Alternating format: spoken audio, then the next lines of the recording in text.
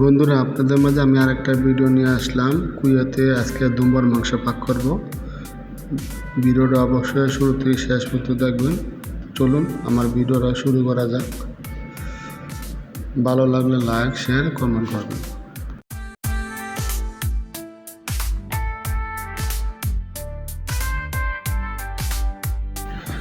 তো বন্ধুরা, আজকে আমি কুইয়াতে দুম্বার মাংস পাক করব। অবশ্যই আমার ভিডিওটা দেখবেন। ইনশাল্লাহ আশা করি সবাই ভালো আছেন, সুস্থ আছেন ও নিরাপদ থাকবেন সব সময়। তো আমি ভিডিওটা শুরু করলাম। আজকে দুম্বার মাংস পাক করব।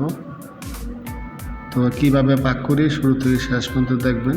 যারা নতুন আছেন, অনেকে এসে রান্না কাজে যদি যোগ দিতে চান, যারা আরব দেশে আছেন বা যারা কুয়েতে আছেন বা বিভিন্ন দেশে আছেন, অবশ্যই আমার রান্নাটা ট্রাই করে দেখবেন।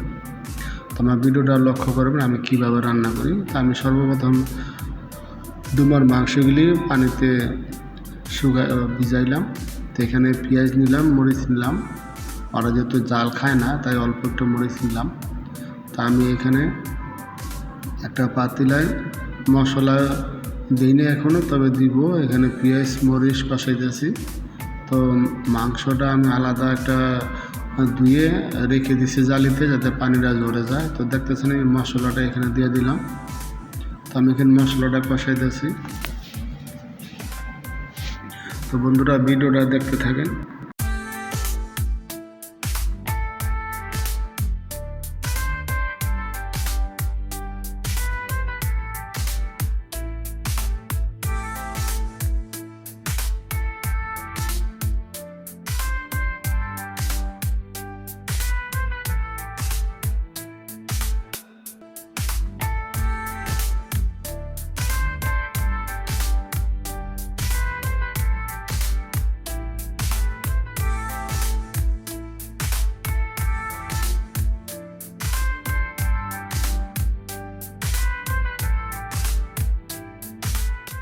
তো বন্ধুরা, আমার মাংসটা একটা নেটে রাখছিলাম যাতে পানিটা ঝরে যায়।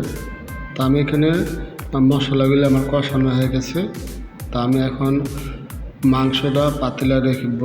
রাখার পর একটু কষাতে মাংসটা আমি দিয়ে দিয়েছি। তো এখানে সিদ্ধ করতে হবে প্রায় 1 ঘন্টা। দুম্বার মাংস অনেকটাই শক্ত, সহজে সিদ্ধ হয় না। তো বন্ধুরা, যারা নতুন আছেন ওরা ভিডিওটা লক্ষ্য রাখবেন। প্রায় 1 ঘন্টা দুম্বার মাংস সিদ্ধ করতে হবে। এর মধ্যে যদি আপনাদের আগুনের তাপ যদি বেশি হয় তাহলে হয়তো সময় কমও লাগতে পারে। তবে গ্যাসের চুলা যতটুকু, আমার ছোটো চুলা, তাই 1 ঘন্টা আমি এখানে বলছি। অনেকে আছে যে চুলা অনেকটা বড় হয়, সময়টা তো কম লাগতে পারে। তো আমি এখানে আমার চুলাটা ছোট, এই জন্য আমি 1 ঘন্টা বলছি। আমি যেহেতু 1 ঘন্টা আমি রান্না করছি। তো আমি এখানে মাংসগুলি দিয়ে আমি মশলাগুলি অ্যাড করে পরে এটা কষাইতেছি। তো প্রায় আধা ঘন্টার মতো কষাবো। তো আমি এখানে আলাদা একটা পাতলা গরম পানি বসাইছিলাম। কষানোর পর আমি এখানে মাংসতে গরম পানি দিয়ে দিলাম। ঠান্ডা পানি দিলে হয়তো আরেকটু সময় লাগতো। তো আমি গরম পানি দিয়ে দিয়েছি যাতে একটু তাড়াতাড়ি হয়। দেখতেছেন যে মাংসগুলি পুরো পাতিলা ভরে গেছে, কারণ পানিটাও একটু বেশি দিছি। তা আমি আলাদা এখানে একটা পেঁয়াজ নিলাম, রসুন নিলাম ও 3 টুকরা আলু নিলাম। আমি কুয়েতে আবার এরা পানি ঝোল এরা পছন্দ করে না, এরা শুধু গাঢ় পছন্দ করে, মানে আঠা জাতীয় ঝোল এরা পছন্দ করে। তাই আমি আলাদা পাতিলায় একটা পেঁয়াজ নিলাম আর 3 টুকরা আলু নিলাম। আলুটা মানে ভেঙে দিব যাতে আমার ঝোলটা একটু গাঢ় হয়ে যায়, আঠালো হয়ে যায়। তা আমি এখানে যে মাংসটুকু দিছি সিদ্ধ হওয়ার জন্য, তো এইখান থেকে আমি যে মশলা দিছি মাংসের এইখান থেকে পানিটা আমি আলাদা পাতিলায় নিলাম। আলাদা পাতিলায় নিয়ে ওইটা আমি 3 টুকরা আলু দিয়ে ওই ঝোলটা একটু আঠালো জাতীয় করব। ওরা যেহেতু আঠা জাতীয় ঝোল খায়, পানি ঝোল খায় না, এই জন্য আমি আলাদা একটা পাতিলা নিলাম। তো দেখতেছেন এখানে অনেক বড় একটা পাতিলা। তো পাতিলে আমি পানি নিলাম। পানি নেওয়ার পর এখানে একটা সাদা ভাত রান্না করব। পানিটা গরম পানি বসাইছি। তো এখানে মাংসটা আমার সিদ্ধ হইতেছে। তো বন্ধুরা ভিডিওটা দেখতে থাকেন। আমি এখানে যেহেতু সাদা ভাত পাক করবো, এই জন্য আমি বড় একটা পাতিলায় পানি বসায় দিলাম, গরম পানি হওয়ার পর আমি এখানে চাউল দিয়ে দিলাম। তো শুরু থেকে দেখছি যে আমার চাউলটা আমি পানিতে ভিজিয়ে রাখছিলাম। তো ভিডিওটা দেখতে থাকেন, অবশ্যই ভালো লাগবে। আমার মাংসটা প্রায় সিদ্ধ হয়ে গেছে।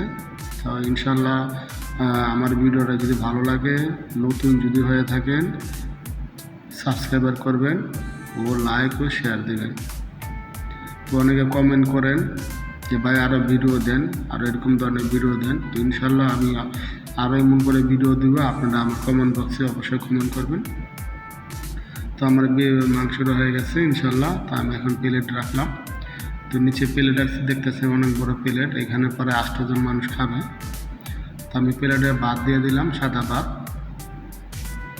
তো আমার মাংসটা যদি হয়ে গেছে, এখন আমি মাংসটা দিয়ে দিব। দেখতেছেন মাংসটা খুব সুন্দর কালার হয়েছে। তো আশা করি আমার ভিডিওটা সবাই শুরু থেকে শেষ পর্যন্ত দেখবেন। ভালো লাগলে লাইক শেয়ার ও কমেন্ট করবেন। তো ইনশাল্লাহ পরবর্তী ভিডিওতে আবার দেখা হবে, কথা হবে ইনশাল্লাহ। তো আজকের মধ্যে এখানে বিদায় নিলাম। আসসালামু আলাইকুম ওয়া রাহমাতুল্লাহি ওয়া বারাকাতুহু। আল্লাহ হাফেজ।